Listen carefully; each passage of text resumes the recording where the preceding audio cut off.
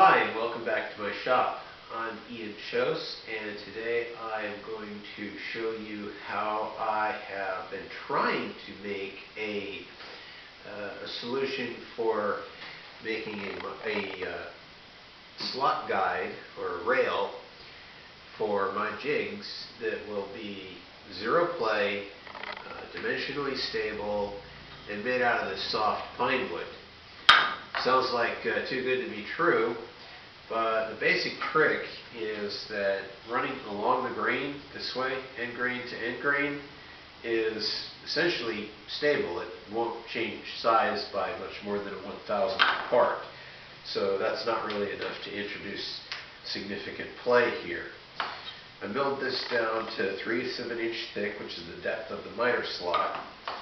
And I'm going to go ahead and get started on making a cut here. I will, key piece, clear grain, right? No knots in this section. That's important. So I'm going to set my slot here to 15 degrees. And I've worked out that gives me I'll just mark on this, that'll be easier. There we go. So I want to be at just shy of 3/4 of an inch. So I'm going to take that measurement right there. I'm going to try to line it up with where the just inside the saw blade kerf. As usual, it works better if I plug it in.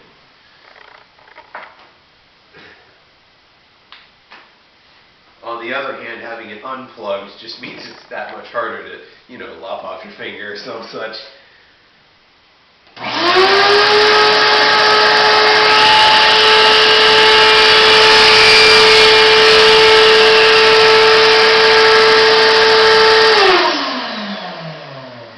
Okay, with the saw off, we take this guy and just set him in there. As you can see, it fits great.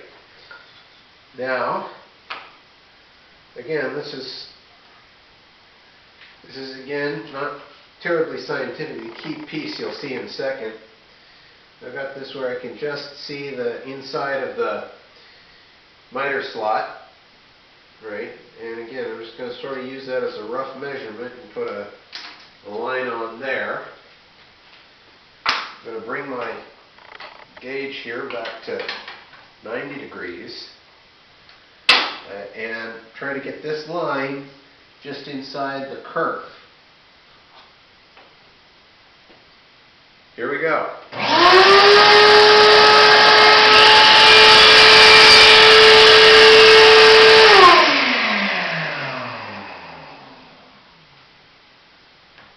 So now we've got two essentially identical wedges. The key point is this acute angle right here. These are identical. They're both 15 degrees.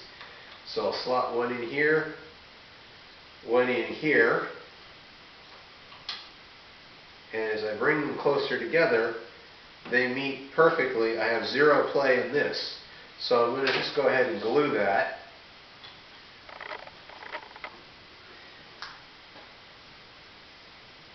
Yeah. The glue bottle's not being cooperative right now.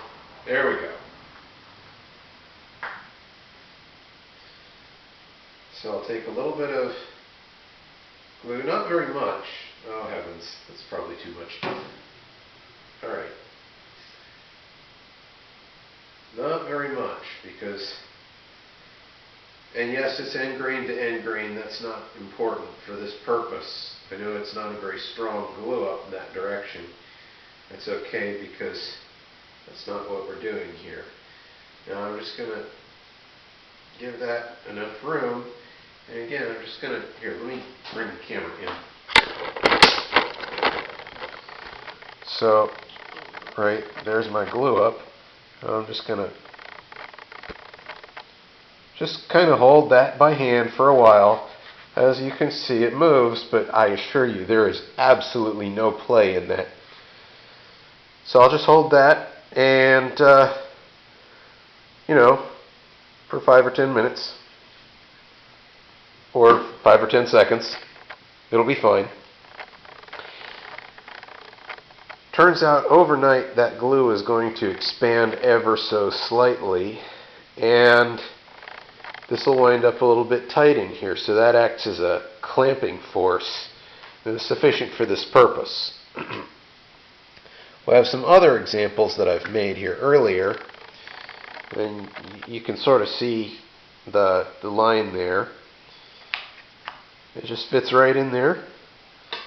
If you figure on it meeting the edge, it'll meet up with the edge and just slide on in. So if you've got, the plan ultimately is to have several of these in a line and then lay down a piece of board over the top and glue that. That'll be my rail. So that's why I need these rounded over. That's just from a 1/4 inch an 1/8 inch round over bit on the router table. And also I'm going to have to knock these little corners off right there once I'm done with this. So that's that.